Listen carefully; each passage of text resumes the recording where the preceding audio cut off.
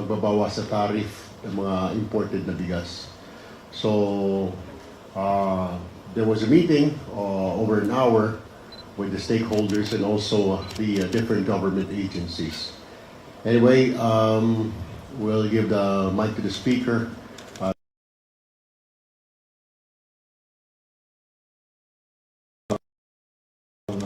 Erwin, and yun na sinabi ni Kong Erwin na nakakaroon kami ng meeting kasama po mga stakeholders dito when it comes to the basic issue of the reduction of prices for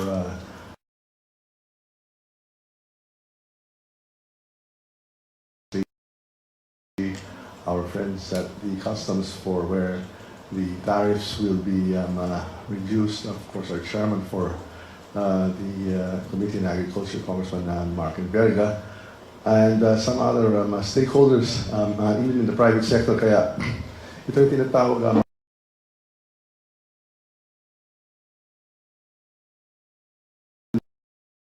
po yung the announcement of the executive order reducing tariffs on rice products, and this will afford savings, no, to all the consumers, and we just want to make sure that we are all on the same page.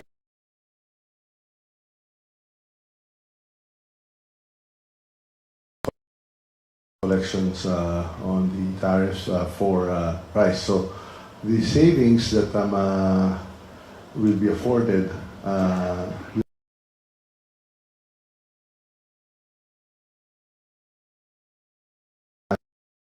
Ating mga retailers and even the private retailers, kay alam man din natin yung mga Kadiwa stores are always there for the government.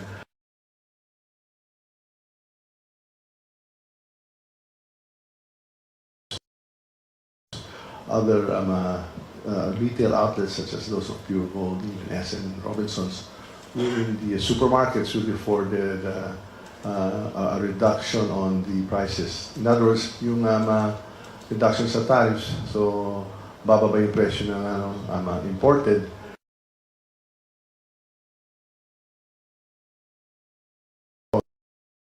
Also here because the customs has collected enough so that we can also continue our subsidy to our farmers for the local rice production. Kaya total whole of nation approach na dito nilang gobyerno kay both the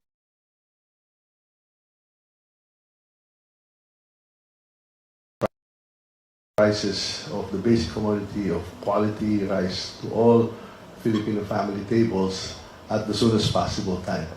We are anticipating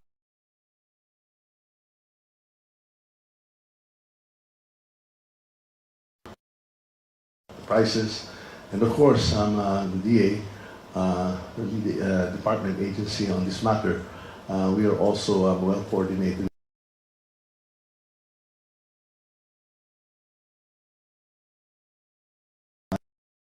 And we've all agreed that we'll work together to make sure that we follow President Ferdinand R. Marcos's program to reduce the price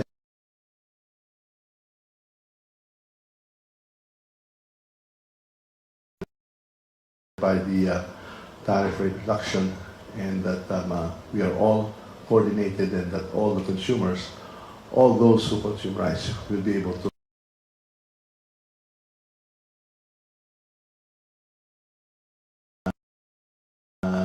mensahe natin dito, and of course we're open to any questions on this matter. Maraming salamat.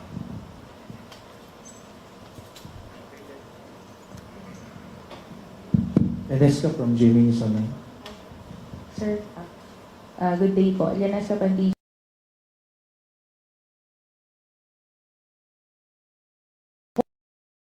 What happens now to the proposed amendments to the RTL law?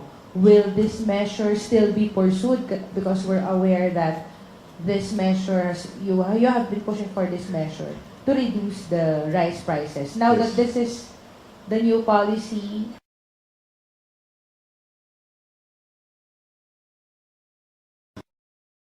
Agriculture Committee, who's been spearheading this initiatives on the amendments to the RTL, Chairman Martin Vega will even elucidate in detail how we proceed moving forward.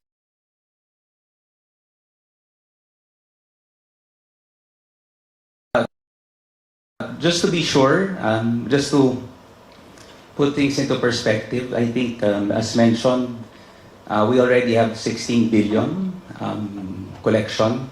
In the RTL version, we have earmarked 15 billion to finance the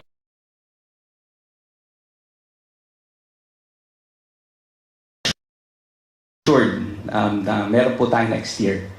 And aside from that, we have also stipulated here that in the event, worst case, hindi naman po siguro, if it falls short, government will fund or finance the balance. So,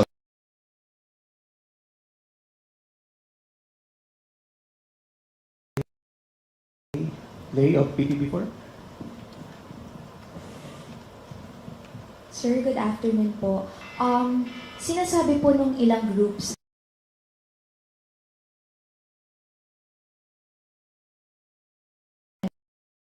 benefit po dun sa reduced tariff. So ano po yung assurance ng government na magta-translate po ito sa mga consumers? Nag-commit po ba yung mga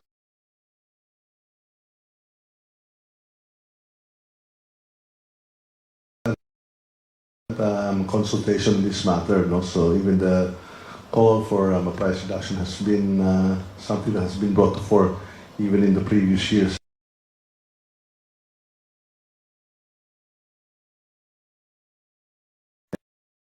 And that continues, but just to rest assured that this is not a new discussion or a new issue, but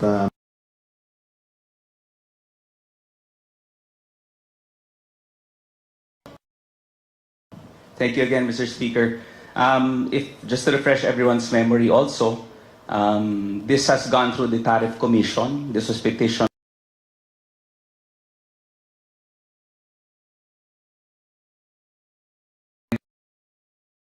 We believe that we thank and we laud the President and the Speaker and our House Speaker for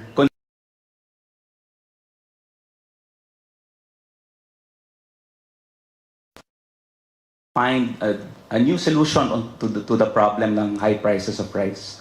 So I think with this, we will be able to, at this point,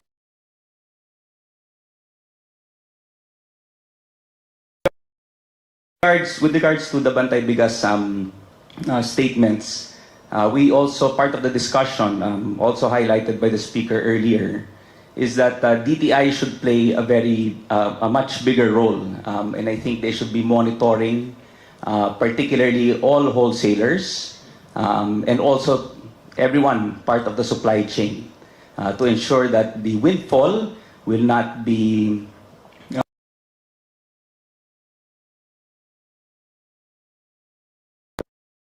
by the speaker. Marian, TV5.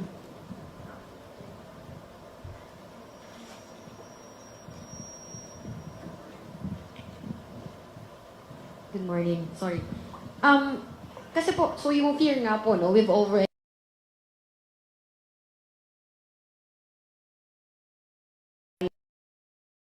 so paano po natin mapoprotektahan nga daw po, no, yung mga local producers natin? Yung binababa lang yung tariff rate reduction.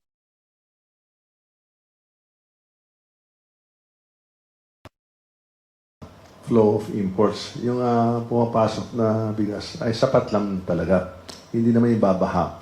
Yung ma-adjust lang yung taripa. So, yung babayaran lang, may babawasan lang.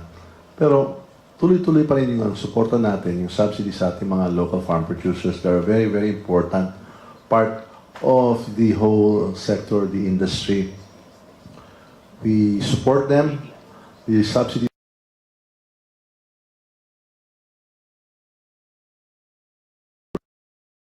particularly for the rice production. So we rest assured, they should be rest assured that there will be no flooding because constant flow of rice will just be as is regulated. There's at most, wala pang 400,000 yata.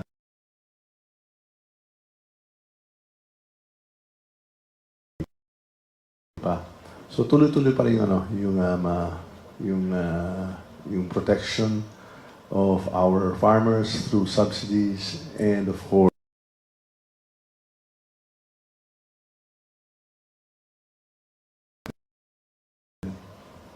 BBM at ABS-CBN. Mr. Speaker, may I just add? yes, Chairman. To the question of Ms. Marian earlier. I think it's also a matter of policy that they could limit importation to give benefit to the local farmers natin. So if Yes, just to reiterate, I'm sure the DA will say this. Our president was just also the former Secretary of Agriculture. So the priority always is the locally produced rice.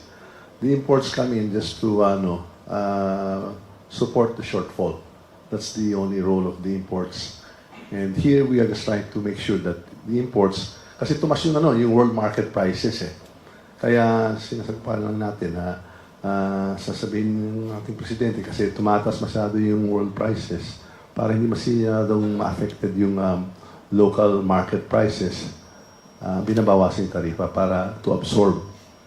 At saka so the local production made by farmers can continue. Basta locally produced rice is always the priority. That's why there are subsidies, support, and when it comes to their harvest season, their planting season, silang priority. Yung hindi lang kaya, yung shortfall, this is what this addresses. So that at least yung price shocks. Kasi alam mo, tumas yung world market price.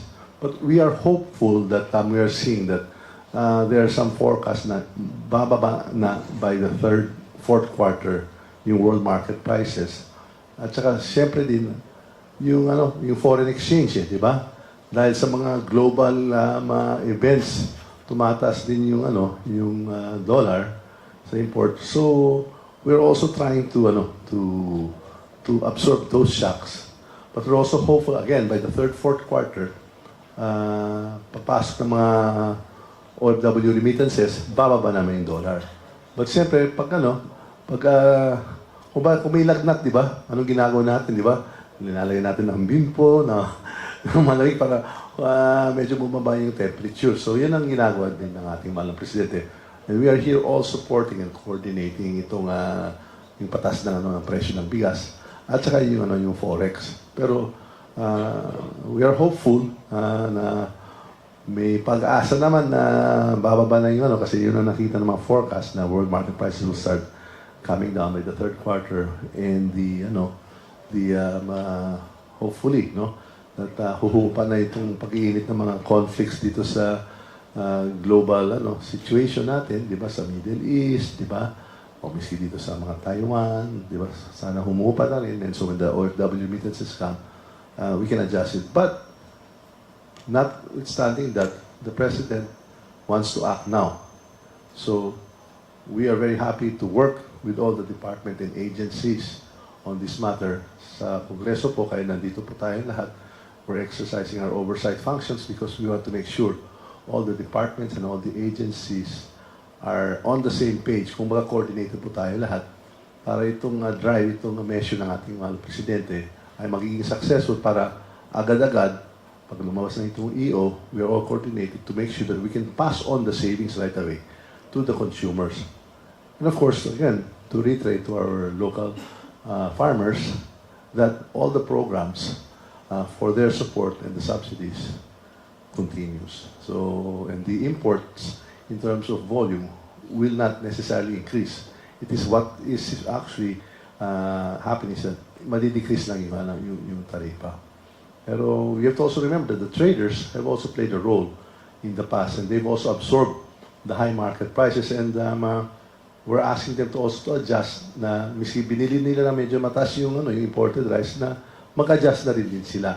And kaya magpapasalamat din kami dito sa ibang mga retailers na kamitin din natin that they're willing to absorb some losses because nakikita nila yung drive ng gobyerno na to reduce the price overall and to pass off the savings from this program to the consumers. Kaya hindi na lang whole of government pero whole of nation approach.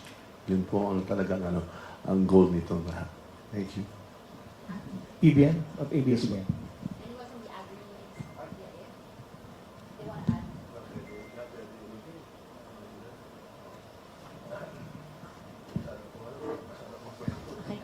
Opo.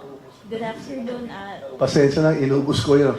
Kasi ako marunong makinig kaya kanina tahimik lang ako, lahat ng mga inputs. Kumbaga, inuulit ko na lang. Pasensya na lang ha, inagawa ko ng eksena nyo. Pero nakikinig ko talaga sa kanya. That's what we're doing here. We want to make sure that Congress is also listening kasi malapit na rin yung budget season. So kami po sa Kongreso kasi makakaroon ng budget, we want to see how all of the department and agencies are performing, kung coordinated sa policies ng ating presidente so that we can give them more adequate support. O kung saan may pagkukulang, we will try to prompt or prod or remind them na itong kailangan. At kung may kailangan pa sila ng additional budget o kung ano man, we're here to support all these departments and agencies in their roles, in their respective roles dito. Ayan. Sige, nagsalita na ako. Anyway, clear naman yung instruction ni Secretary Kiko Teodoro sa amin, the Rice Industry Program is to make sure that all necessary support na nakaplano, may it be the National Rice Program or the RCEP, ay makadating talaga sa tamang oras sa pangangailangan sa ating mga farmers. There are a lot of support na pwede natin maibigay. Majority of our National Rice Program ay nakatutok sa inputs na binibigay natin sa iba't ibang mga magsasaka natin. Andyan din yung RCEF na binibigyan din natin ng mga certified seeds yung ating mga farmers. Meron din tayong ongoing na binibigay na rice farmers financial assistance through RCEP. And meron pa rin po tayong excess fund na 19.9 billion for the 2023 collections that we can use as to provide subsidy as well through either through inputs or through financial assistance. Given that na marami pang pera, the Secretary has a strict instructions for us to monitor the situations on the market side as well as on the production side. If and when it is necessary for us to adjust the necessary interventions that our farmers needs, ay nakalatag na rin naman po yun. We can give additional, basta may maiprovide na budget po sa atin ng Kongreso at ng ating Pangulo, ay maibibigay po natin itong mga to. So basta, ang assurance lang niya is to make a more efficient and effective doon sa interventions na nakalatag natin para sa ating mga rice farmers. BBM, ABS-CBN. Sa House leaders po natin, if we have an estimate kung magkano ang ibababa ng presyo ng kada kilo ng bigas with the 20% reduction sa rice tariff. And it seems, Speaker, dun sa nabanggit ninyo kanina na parang temporary lang yung measure na to address the increase in world prices ng bigas. Pero dun sa period, parang until 2028 ito i-implement. Pwede ba itong i-shorten? And also, dun sa DTI naman po sa DTI or government agencies natin, how will you ensure na yung pong pagbaba ng taripa ay mararamdaman sa palengke sa kada kilo ng bigas na ibebenta po ng retailers? Thank you. Well, the general statement has already been articulated ng 2028. Pero siyempre, subject yan to review naman by the Office of the President, kung may mga recommendations, kung market forces, etc. adjust, siyempre, pwede man yan ibawi, di ba? But there's a commitment that the President and the administration is all out here to support the drive to make sure that quality rice is affordable and is ubiquitous or kung baga kahit saan, kahit kailan yung mga gandang kalidad na bigas ay sa abot kaya na presyo ay nandyan para lahat ng mamamayan. So that's the policy statement, and whole of, hindi lang government kasi kausap ng mga private stakeholders, mga retailers, cooperative naman sila. Kasi mga traders, although makikiusap din kami sa kanila na mag-adjust ka ng konti kasi this is the general direction and we want to keep it. So that's what we can say, that there is a very, very strong commitment. But obviously, if market forces change, the OP can make adjustments. Dito naman sa DTI, it's close monitoring Close monitoring. They have been the traditional price watchdog, kumbaga, di ba?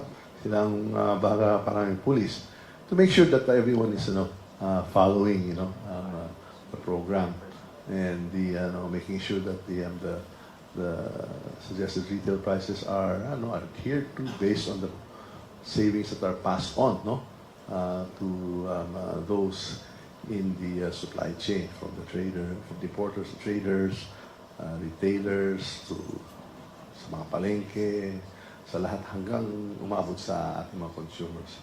So that is the general policy statement. That's the commitment. But of course, if market forces change the situation, adjustments can be made from time to time. Can you estimate sa price, effect sa price? Yes, as far as PSA has reported out, it's going to be less by 5 to 6 pesos per kilo.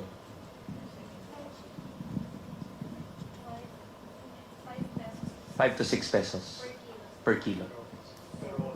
Pero that's depending on the that 5 to 6 pesos at the current exchange rate po yun, at 58 po yung kwan. So if the dollar goes down, then mas mataas pa doon.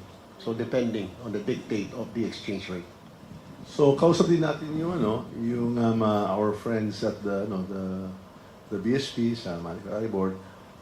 It is also their role to make sure that the foreign exchange is also kept at reasonable levels. So the BSP has from time and time again very quietly but steadily has always been there at the forefront to safeguard any abrupt or any changes forex to absorb the shocks. Kaya we're all trying to coordinate so that we can afford again the consumers quality, affordable rice always. Yan ang goal. So everyone involved we're talking to and making sure that coordinated po tayo kasi the President has already given his mandate, and that is the desire because that is the best for the people. So we're all on board. We're all on board. And we thank the media here because I know that you'll be helping us to disseminate this so that everybody, will hopefully support this. And we'll make sure that everyone is aligned para maganda, maging successful itong programa. Big Simita, Net 25.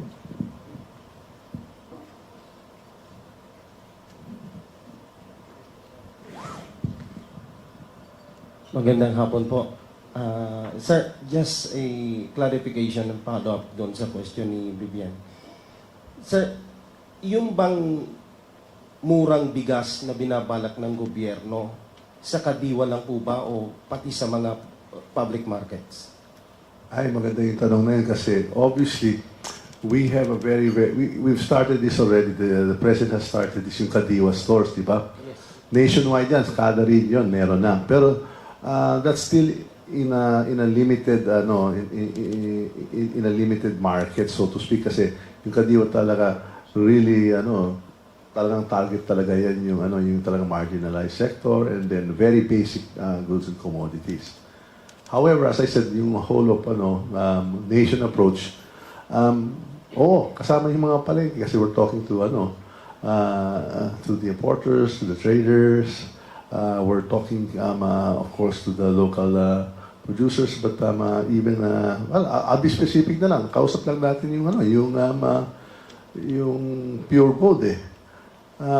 They are ready also to carry Kadiwa rice in their stores so that for so long as stocks and inventories permit, they will carry it, and they're also volunteering and subject to the policies of the Kadiwa. They even want to support by providing that outlet dun sa stores nila, pero to provide the Kadiwa stores with even other basic commodities in the stores that are not yet readily available at a 10 to 15% discount. Kung baka yung mga ibang mga produkto o mga ibang mga bagay na hindi may bebenta ng Kadiwa, yung mga stores kagaya ng Pure Gold is ready to share their inventory supply para mas lumago ang mga Kadiwa stores, kasi para maging mas attractive yung pagbibili sa isang Kadiwa store, mas kompleto. At sila naman mismo, handa din sila magbenta ng bigas at Kadiwa prices, yung at government mandated price. So, yun ang sinasabi natin na napaganda, kasi hindi lang yan sa mga Kadiwa at hindi lang sa mga palengke, pero ibig sa mga the Pure Gold outlets, di ba? They want to support and they want to sell the rice at government prices, at Kadiwa prices. They're ready for so long as the stocks allow yung inventaryo. So, that's to be specific. May commitment na kami kanina. Kaya kung medyo masaya ako kanina, pagpasok ko dito, kasi we were very, very pleasantly surprised that imbis na hihingi natin ng tulong, nagbo-volunteer. Kasi noon pa naman, in fairness, these types of retailers, mga Pure Gold, mga SM, mga Robinson, they've time and time again come in when they see that the government policy is to bring down, the prices. They're affording these tariff rate reductions to make sure that the savings are passed on to the consumers. But then again, in the same breath, the priority still is our local farmers, the locally produced rice. And in that vein, I will tell you that the other program that may not have been discussed today, but we've been discussing itong nakarang linggo, yung convergence, that even Congress is working with the DA, with the NIA, so that whatever funds that we have a convergence program na lahat yung mga pang flood control, we will now align it or converge it with the DA and the NIA's program sa irrigation, so that we will have dams, water impounding, so that yung tubig sa flood control, may impound natin at gagamitin din natin yan sa irrigation. So that we will converge, we will align, so that hindi itatapon lang yung tubig, i-impound natin yan para sa irrigation.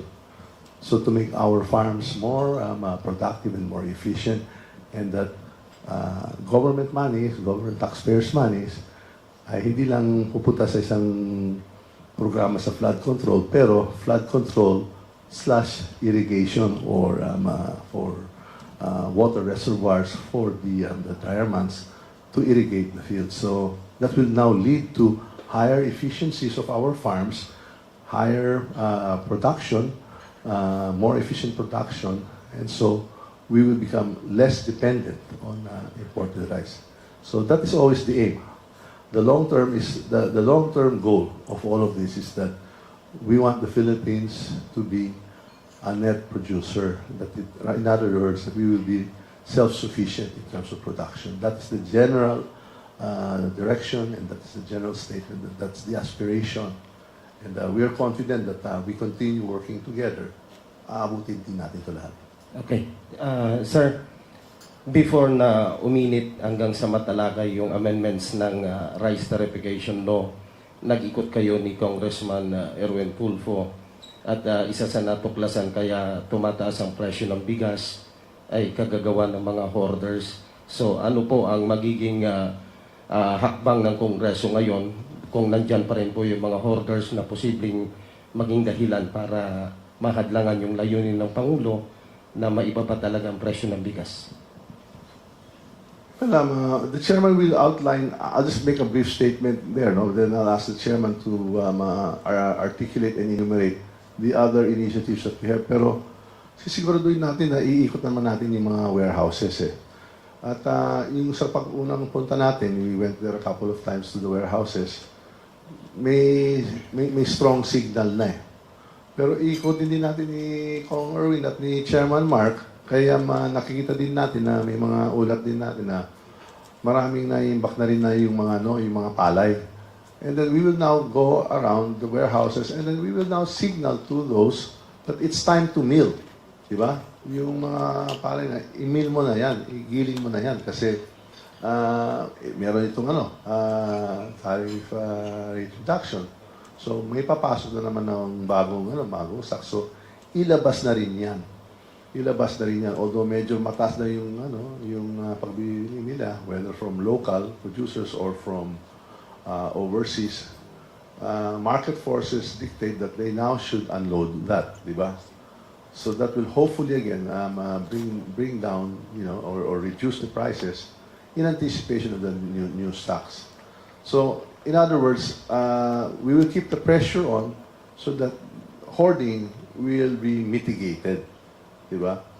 Para hindi maiimbak yung supplies, i-download kung anong nandyan, and we will wait for the new local rice production plus the new imports.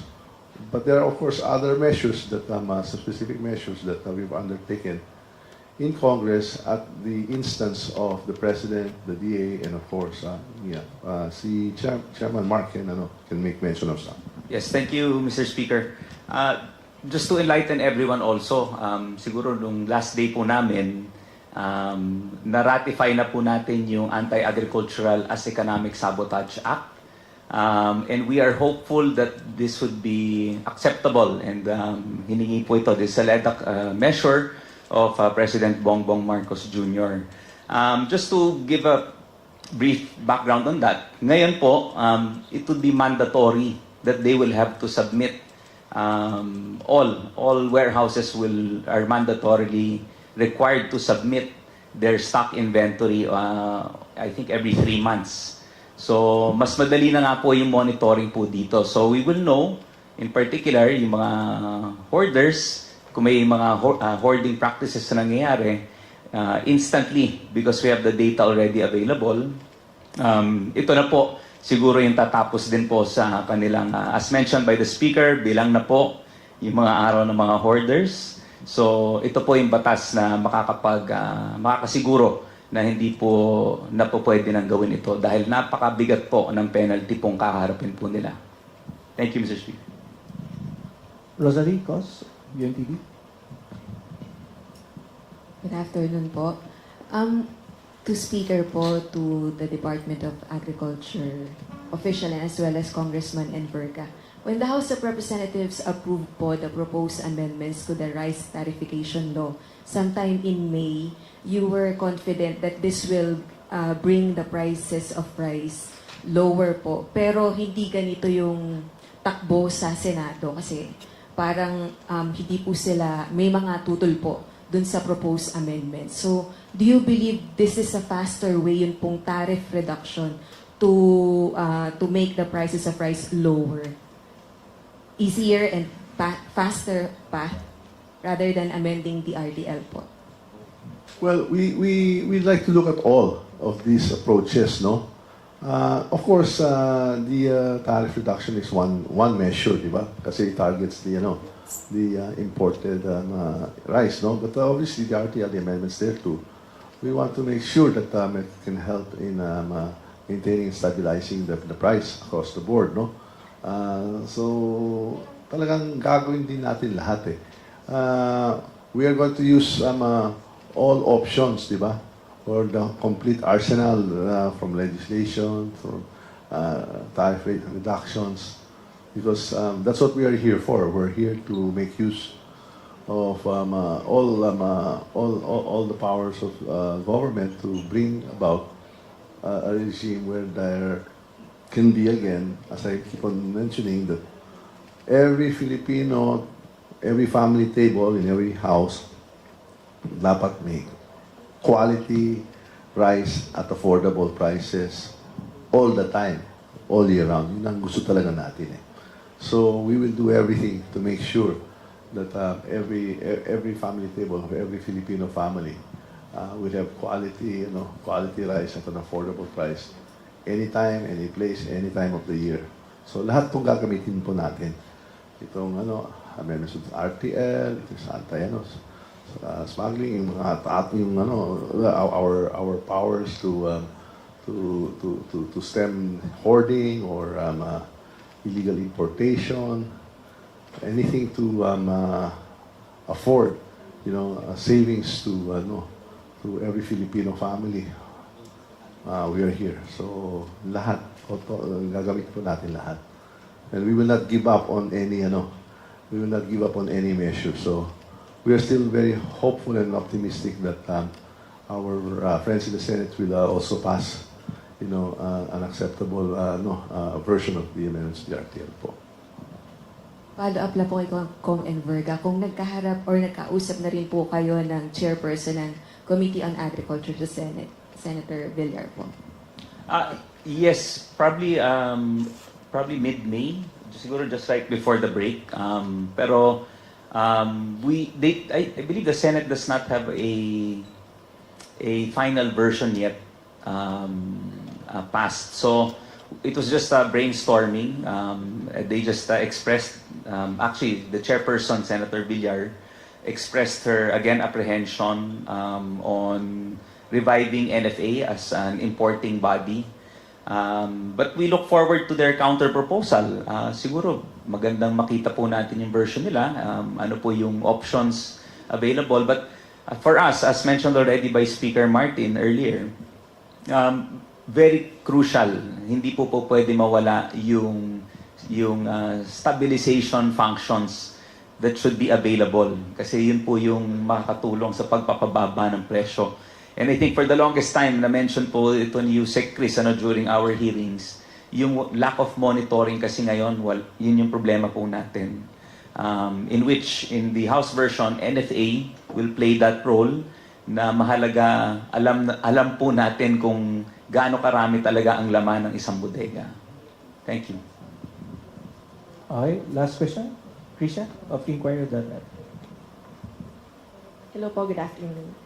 Sir, hingi lang po ko ng comment dun sa forecast po ng Federation of Free Farmers po that said that tariff cuts won't actually drive down the cost of rice but drive it up kasi in previous times na nagbaba po tayo ng taripa, ang ginawa po ng mga importers is tinaasan lang naman nila yung retail price to cover the tariff. So, comment lang po on that. And also yung isa pa po nilang forecast na because of this, local farmers stand to lose daw po 33 billion po. Local farmers stand to lose 33 billion daw po if we push through with this cuts. Well, for those very concerns, that's why we're meeting eh. Kasi those concerns na tatas yung presyo, kaya nandito na yung DTI eh. That we're all here, we all want to be on the same page para walang makakawala na kagaya kung may nangyari dati na imbis na bumaba sa pag-rate reduction ng taripa, tumaas, kaya babantayin din natin ito lahat. And again, losses to the farmers because of the increase. We're all here meeting, coordinating, making sure that we're going to do the right thing by the people. In other words, magbabantay, we're going to be watching each other. We'll keep each other honest, di ba? We will make sure that, for instance, the importers will not abuse, or the traders, or the other stakeholders or the retailers. So we're saying that we are doing this because we want to again bring down the price of rice, of quality rice, to every table in the Philippines. That is the goal. And we want everybody to be on board. Baka yung malungkot na karanasan na nila ay nangyari kasi hindi masyadong magandang koordinasyon. But we assure the Filipino people, that's why we are here, sitting before you, anticipating already na pag lumabas itong EO, that we are all on board, ready to make sure that, again, as I can often repeat, that these efforts, these savings will be passed on to the end users and to the consumers. Protecting again and making sure that our local farmers, who are the bulwark of rice production in the country, are supported, that their subsidies continue.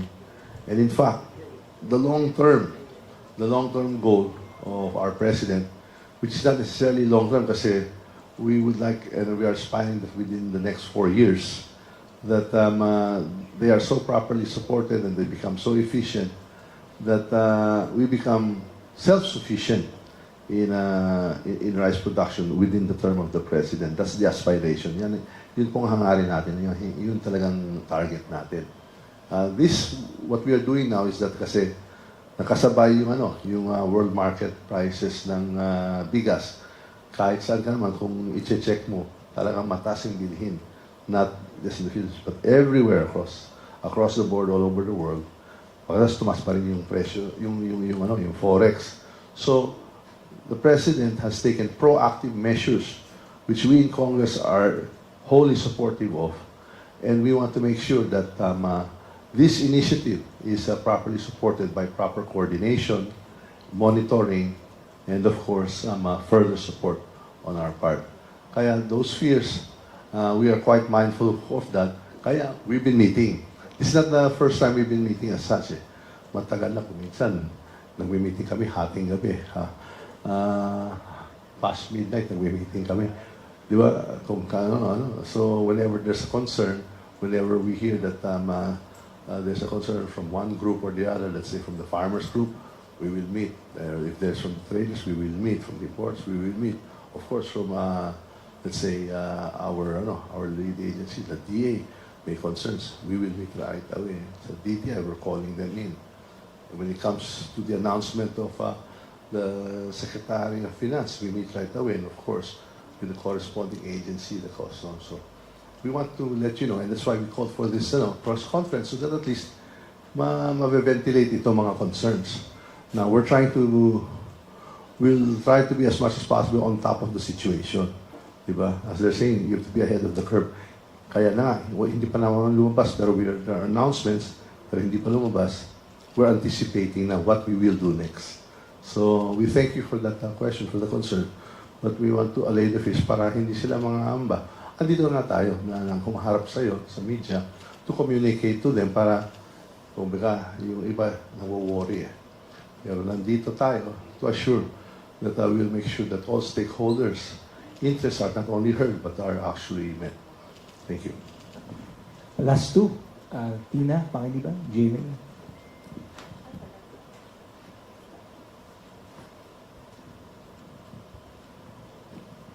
For the DTI and the DA, sirs, kino-consider po ba yung imposition ng SRP on rice?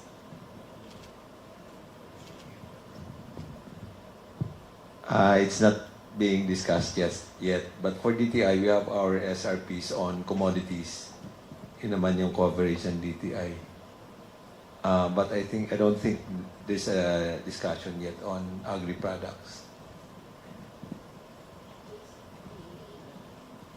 Same answer. It's not yet on the table.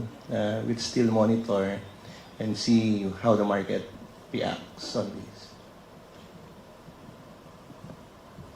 Last question. Vic Sumita. Mr. Speaker. Sir, kailan mararamdaman ng taong bayan itong magandang balita nito? Is it before SONA or bago matapos ang buwang kasalukuyan? I cannot tell you the exact time or date, but we are desirous of that ASAP. We want this to happen as soon as possible. And that's why we've been meeting and we want this to be felt as soon as possible. Hindi pwede na